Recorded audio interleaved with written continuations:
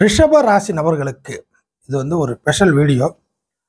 இந்த வீடியோவுடைய தலைப்பு, அதாவது ரிஷப ராசி நபர்களுக்கும் சொத்துக்களும், ரிஷபராசி நபர்கள் ப்ளஸ் சொத்துக்கள், ப்ராப்பர்ட்டி. இது வரக்கூடிய வருங்காலத்தில் என்ன மாதிரியான ஒரு சூழ்நிலையை உங்களுக்கு தரும் அப்படின்றது தான் பார்க்க போகிறோம். ஏன் ரிஷபராசிக்கு இது ஒரு ஸ்பெஷல் வீடியோ அப்படின்னு கேட்டிங்கன்னா, 24 இறுதி பகுதியில் லைஃப் ஓடிட்டு இருக்குது. இப்போ 25, 26 இந்த மாதிரி காலகட்டத்தில் நம்ம சந்திச்சாக வேண்டும். அப்படி இருக்கிறப்போ ரிஷபராசி நபர்கள் அடுத்த ஆண்டு, அதற்கு அடுத்த ஆண்டு, இப்படிலாம் ஒவ்வொரு காலகட்டத்தில் ஏற்படக்கூடிய அன்றாட பிரச்சனைகள் அப்படிங்கிறது சமாளிக்கலாம். இருப்பினும் வாழ்க்கையோடைய லட்சியத்தில் ஒரு மிக முக்கியமான பகுதி அவரவர் அனுபவிக்கக்கூடிய சொத்துக்களை வச்சு நல்லது கெட்டதை அனுபவிக்கக்கூடிய விஷயங்கிறது லைஃப்பில் ஒரு இம்பார்ட்டண்ட்டான ஒரு விஷயம். பலருக்கும் சொத்துக்கள் மீது ஒரு அலாதியான ஒரு நம்பிக்கை, ஆசை இப்படிலாம் இருக்கும். அப்படிப்பட்ட ஒரு விருப்பங்களை நம்ம எந்த விதத்தில் அணுகினா சரியாக இருக்கும், இல்லை எந்த அளவுக்கு நம்பலாம் அப்படிங்கிறதான் பார்க்க போகிறோம். ஸோ வரக்கூடிய காலகட்டத்தில் ரிஷபராசி நபர்கள் உங்களுடைய சொத்துக்களை எப்படி நீங்கள் அணுகலாம் அப்படிங்கிற ஒரு விஷயத்துக்கு, நிச்சயமாக எந்த ஒரு சொத்துக்களாக இருந்தாலும், அது சொத்துனா பொதுவாக வீடு, இடம் அப்படின்னு சொல்லுவோம். அது மட்டும் இல்லாமல் அசையும் அசையா அப்படிங்கிற ஒரு சொத்துல எடுத்து பார்த்தீங்கன்னாக்கா, வாகன அமைப்பு, நீங்கள் ரொம்ப லைக் பண்ணக்கூடிய ஏதாவது முக்கியமான ஒரு பொருள், அடுத்ததாக இடம், வீடு, இந்த மாதிரியான ஒவ்வொரு சொத்துக்களாக நம்ம பாவிக்கக்கூடிய ஒரு விஷயத்தை எடுத்துக்கிட்டிங்கன்னா, இந்த வரக்கூடிய அடுத்த ஆண்டுக்கு நிச்சயமாக க்ரௌத்துங்கிறது இருக்குமா இல்லையா என்கிற கேள்விக்கு பதிலாக இருப்பதை காப்பாற்றி கொள்வது மிகவும் சிறந்தது அப்படி என்பது அர்த்தம். காரணம், அடுத்த ஆண்டுலேருந்து சில கோச்சார கிரக நிலைகள் ரிஷபராசிக்கு சொத்துக்கள் விஷயத்தில் ஒரு சாதகமான ஏறுமுகமான ஒரு சூழ்நிலையை தருவதாக இல்லை. அப்படின்னாக்கா நீங்கள் என்னென்ன விஷயத்துல நம்பலாம், நம்பக்கூடாது என்பதை தான் பேச போகிறோம். பொதுவாக ஒரு சொத்து இருக்குது, அந்த சொத்து அடுத்த வருஷம் நமக்கு கிடைக்கும் அப்படின்னு வெறும் வாய் வார்த்தைகள் நம்பிக்கையாக போகலாம், நம்பலாம் அப்படிங்கிற மாதிரி நீங்கள் எடுத்துக்கொள்ள தேவையில்லை. கிறிஸ்டல் கிளியராக, தெளிவாக கிடைக்குமா கிடைக்காதா அப்படி என்பதை நீங்கள் அணுக ஆரம்பிக்கலாம். ஒரு சொத்துக்களை நமக்கு கொஞ்சம் கூட கொடுப்பாங்கல்ல, நமக்கு வர வேண்டியது வந்துடும் அப்படி என்கிற ஒரு நம்பிக்கை தேவையில்லை. என்ன இருக்கும், என்ன கிடைக்கும் அப்படி என்பது யார் தலைமையில் பிரிக்கிறீங்களோ நிச்சயமாக நீங்கள் கேள்வி கேட்க ஆரம்பிச்சிடலாம். உங்களுக்கு வேணுங்கிறத டேக் ஓவர் பண்ணுறதுக்கு ரெடி ஆகிடலாம். அடுத்த வருஷத்துக்கு மேற்பட்டு அந்த விஷயங்கள்லாம் வாய்ப்புகள் குறைவு. நமக்கு இவ்வளவு கிடைக்கும் அப்படிங்கிறது சொத்துக்கள் விஷயத்தில் ரிஷபராசி நபர்கள் நம்ப தேவையில்லை. ஒரு சொத்துக்களை வாங்க போறீங்க அப்படின்னாக்கா அது பயன்படுமா என்றால், நிச்சயமாக ஜாதக அமைப்புகள் நன்றாக இருந்தால்தான் கை கொடுக்கும். அதர்வைஸ் ஏன்டா வாங்கணும் அப்படி என்பது பின்னாடி தலைவலியாக மாறும்.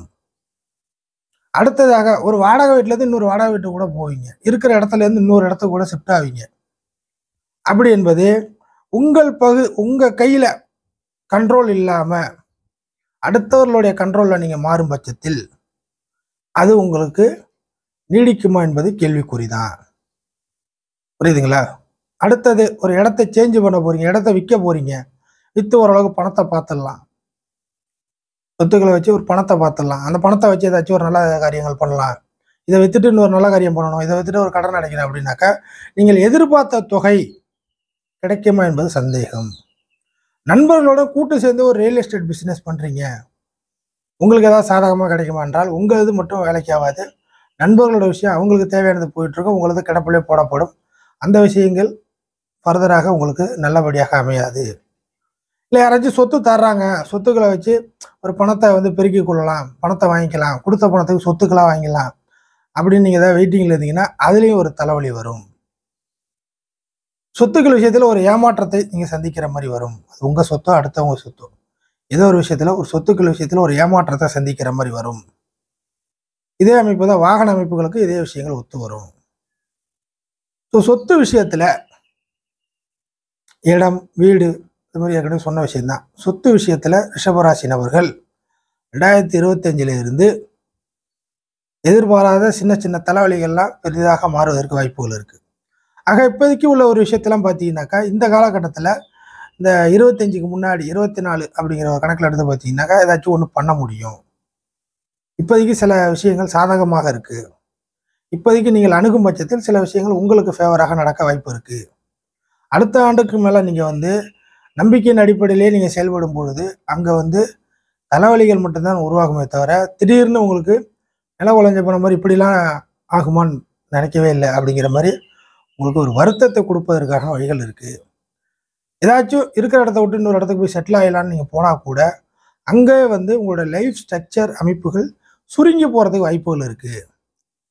பலருக்கும் வாஸ்து பஞ்சாயத்து, வாஸ்து என்பது உண்மையே கிடையாது. அப்படி இருக்கும் பட்சத்தில் வாஸ்தை பார்த்து நீங்கள் ஏதாச்சும் ஒரு விஷயத்தை செஞ்சு பணத்தை கணத்தில் நிறைய இன்வெஸ்ட்மெண்ட் பண்ணி வாஸ்துவின் அடிப்படையில் நீங்கள் போகும் பட்சத்தில் அது வந்து தேவையில்லாத தலைவலியாக போகும். ஜாதக ரீதியாக இல்லாத ஒரு நேரத்தில் ஒரு சொத்தை வாங்கி போடுறேன், அதெல்லாம் க்ரோத் ஆகும் அப்படிலாம் போட்டிங்கனாக்கா ஃப்யூச்சரில் அதெல்லாம் பணம் அளிக்காமல் போகும். ஒரு வீடு கட்டுறது கூட இடம் வாங்குறீங்கன்னா கூட கரெக்டாக அக்யூரஸியாக பார்த்து அளவு அதெல்லாம் பார்த்து கரெக்டாக பண்ணணும். பின்னாடி பக்கத்து இடத்துல இருந்து கூட உங்களுக்கு பிரச்சனை வரும். ஸோ 25 அதனை அடுத்து வரக்கூடிய 26 இந்த மாதிரி காலகட்டத்திலாம் சொத்துக்களை நீங்கள் ஹேண்டில் பண்ணுவது உங்களுக்கு பாசிட்டிவாகவோ இல்லை ப்ளஸ்ஸாக அமைகிறதுக்கு பதிலாக சொத்துக்களை இழக்கிறதுனால உங்களுக்கு அதுக்கப்புறம் பிரச்சனையிலேருந்து ஒதுங்கினப்பா அப்படிங்கிற மாதிரி ஆகிடும். புரியுதுங்களா? அதனால் நேரங்காலம் பார்த்து டைமிங் இருக்கிறப்பயே இல்லை சரியாக பண்ணிக்கிறது இந்த 24 கடைசி பகுதியில் சில விஷயங்கள் ஒத்து வரும். இது ஆற போட்டு ஏதாச்சும் செய்யலாமா அப்படின்னா விஷயங்கள் 25லையும் கை கொடுக்காது, 26 அந்த மாதிரி கணக்குலையும் கை கொடுக்காது. ஸோ இதெல்லாம் எல்லாருக்கும் ஒரே மாதிரியாக நடக்குமா? எல்லா ரிஷபராசிக்கும் சொத்துக்கள் விஷயத்தில் இப்படி தான் நடக்குமா அப்படிலாம் கேட்டிங்கன்னா அப்படிலாம் கிடையாது. யாருக்கு இது மாதிரி கெடு விஷயங்கள் அப்படின்னு பார்த்தீங்கன்னா, ஜாதகத்தில் ஒரு வலுவான ஒரு சூழ்நிலையில் இருக்கிறவங்களுக்கு இந்த விஷயங்கள்லாம் ஒரு சின்ன எறும்பு கடித்த மாதிரி பிரச்சனைகளுங்கிறது அவரவர் வரலுக்கு ஏற்ற வீக்கங்கிற மாதிரி சின்ன சில லெவலில் வந்துட்டு போகும். ஆனால் பிரச்சனைகள்ங்கிறது அதை சமாளிக்கக்கூடிய திறமை நமக்கு வேணும் இல்லையா? அது ஜாதக ரீதியாக வலுவாக இருக்கும் பட்சத்தில் இந்த பிரச்சனைலாம் சமாளிக்கலாம். ஜாதக ரீதியாக அங்கேயும் ஆட்டம் காட்டுற மாதிரி இருக்குனாக்கா அந்த பிரச்சனைலாம் குறைபாட்டுடன் அதிகமான வருத்தத்துடன் முடியும்.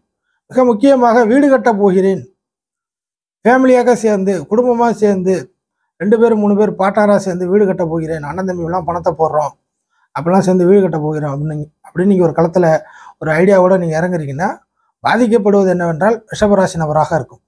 ஏன்னா உங்களுக்கு இயற்கையிலேயே பாச உணர்வு அதிகம். அப்படிங்கிற ஒரு காரணத்தில் பின்னாளில் சொத்து பாகப்பிரிவினை பஞ்சாயத்துலாம் வந்துச்சுன்னா நீங்கள் தான் பாதிக்கப்படுவீங்க என்பது அர்த்தமாயிடும். அதனால் உங்களுக்கு அங்கே காலத்துக்கும் பயன்படுமா? ரிஷபராசி நபர்கள் ஒரு ஃபேமிலியாக சேர்ந்து ஒரு வீடு கட்டுறீங்க, கூட்டாளிகளோடு சேர்ந்து ஒரு வீடு கட்டுறீங்க, ஒரு காம்ப்ளெக்ஸ் கட்டுறீங்க, ஒரு வாடகைக்கு விடுறது கட்டுறீங்க, நீங்கள் ஒரு பணத்தை போடுறீங்க, இந்த மாதிரி கூட்டு சேர்ந்து ஒரு பில்டிங் கட்டுறீங்க, வீடு கட்டுறீங்க, குடும்பமாக சேர்ந்து செய்கிறீங்க. இந்த மாதிரி விஷயம்லாம் பார்த்தீங்கன்னாக்கா உங்களுக்கு அந்த இடம் பிரயோஜனப்படுமா? நீங்கள் யதார்த்தமாக செய்வீங்க, மற்றவர்கள் பின்னாளில் சூசகமாக எதாவது செஞ்சு உங்களை மாட்டி விட்ருவாங்க. தேவையில்லாமல் செஞ்சுட்டேன் அதுக்கப்புறம் எங்கேயும் போய் நிற்க முடியாது. ஏன்னா ஒரு வீடு கட்டுறீங்க, பணத்தை போடுறீங்க, அதுக்கப்புறம் காசு இருக்காது, உங்களுடைய அன்றாட பொழப்பை தான் தள்ள முடியும். அதுக்கப்புறம் இந்த இடமும் உனக்கு இல்லை அப்படின்னு ஏதாச்சும் ஒரு கேள்விக்குறிகள் வந்துச்சுன்னா பின்னாளில் அதுக்கப்புறம் நீங்கள் எங்கேயும் போய் நிற்க முடியாது.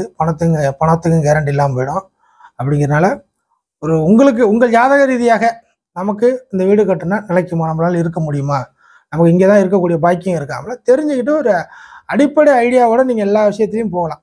பொதுவாகவே ரிஷபராசி நபர்கள் நீ வரக்கூடிய காலகட்டத்தில் சொத்து ப்ராப்பர்ட்டி அப்படிங்கிற ஒரு விஷயத்தில் உங்களுக்கு சாதகமாக கொஞ்சம் மகிழ்ச்சியாக இருக்க வேண்டும் என்றால் சுய ஜாதக ரீதியாக டைமிங் எப்படி இருக்குது என்று தெரிந்து கொண்டு சொத்துக்களை நான் வச்சுக்கலாமா வச்சுக்க கூடாதா, பிரிக்கலாமா பிரிக்கக்கூடாதா, வாங்கலாமா வாங்கக்கூடாதா, மாற்றலாமா மாற்றக்கூடாதா, இல்லை டாக்குமெண்ட் பிரச்சனை எடுத்துக்கலாம்.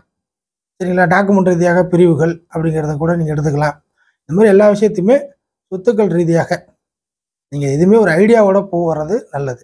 நம்பிக்கையின் அடிப்படையில் சும்மா வாய் வார்த்தைகள் நம்பி செய்வது ஒத்துமையாக வராது. அது தொந்தரவாக போய் முடியும். அதே போல் ஒரு சொத்து வாங்குறீங்க, டாக்குமெண்ட்டை வச்சு கடனை வாங்கி எதாவது செய்யலாமா அப்படின்னு கேட்டிங்கனாக்கா அந்த சொத்துக்களாலே கடனாக வாங்கி கடன் உங்களுக்கு வேறு மாதிரியாக போயிடும், கட்டி பிடிக்க முடியாது. சொத்து வாங்குறதுனால உங்களுக்கு வேலை வாய்ப்பு இழப்பீங்க. ஸோ அந்த கடனை கட்ட முடியாத சூழ்நிலைகள் போகும். இதே மாதிரி தான் வண்டியோடைய புக்கு அப்படிங்கிற விஷயத்தையும் எடுத்துக்கலாம். ஸோ வாகனத்தின் அடிப்படையில் சொத்தை வச்சுக்கிற ஒரு கடனை வாங்குறது, கடனை கட்டிடலாம், அதை பண்ணிடலாம், இதை பண்ணிடலான்னா சொத்துக்களை மையப்படுத்தி ஒரு கடனை வாங்கி போட்டு உங்களால் கடனை திருப்பி செலுத்த முடியாத சூழ்நிலைகள் உருவாகும். ஸோ அந்த அடிப்படையில் அந்த மாதிரி செயல்படக்கூடாது. ஸோ உங்கள் சைடு, உங்கள் பக்கம் வலுவாக எந்த ஒரு விஷயம் இல்லாமல் நம்பிக்கையின் அடிப்படையில் அடுத்தவர்களுடைய செயல்பாடு, அடுத்தவங்க இழுத்தழுப்புக்கு நீங்கள் போகும் பட்சத்தில் சொத்துக்கள் விஷயத்தில் சொத்துக்கள் மூலியமாக உங்களுக்கு தலைவலிகள் ஆரம்பமாகும் ரிஷபராசி நபர்களுக்கு நெக்ஸ்ட் இயர். அதற்கு தான் இந்த வீடியோ முன்னாடியே கொடுக்குறேன். சில விஷயங்கள் நீங்கள் ஐடியா பண்ணுவதற்கு சரியாக இருக்கும் என்ற ஒரே அடிப்படையில்